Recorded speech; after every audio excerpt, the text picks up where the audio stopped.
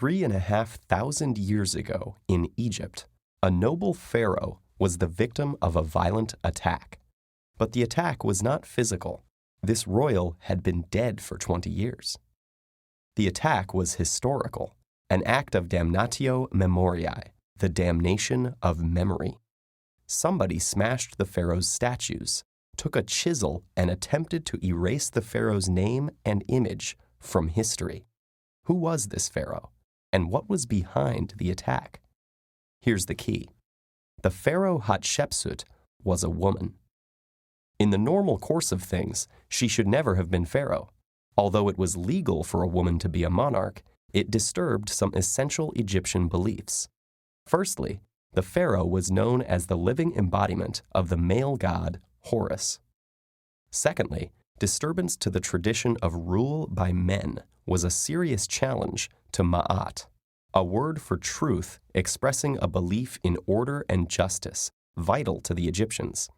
Hatshepsut had perhaps tried to adapt to this belief in the link between order and patriarchy through her titles. She took the name Ma'at Kare and sometimes referred to herself as Hatshepsu, with a masculine word ending. But apparently, these efforts didn't convince everyone, and perhaps someone erased Hatshepsut's image so that the world would forget the disturbance to Ma'at and Egypt could be balanced again.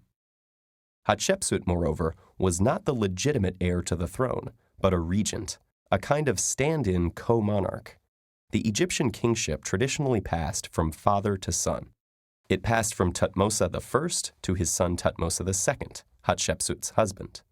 It should have passed from Thutmose II directly to his son Thutmose III, but Thutmose III was a little boy when his father died. Hatshepsut, the dead pharaoh's chief wife and widow, stepped in to help as her stepson's regent, but ended up ruling beside him as a fully fledged pharaoh.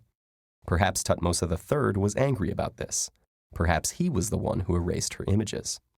It's also possible that someone wanted to dishonor Hatshepsut because she was a bad pharaoh. But the evidence suggests she was actually pretty good. She competently fulfilled the traditional roles of the office. She was a great builder.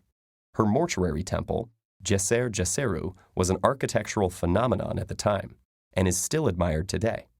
She enhanced the economy of Egypt, conducting a very successful trade mission to the distant land of Punt. She had strong religious connections. She even claimed to be the daughter of the state god Amun. And she had a successful military career, with a Nubian campaign and claims she fought alongside her soldiers in battle.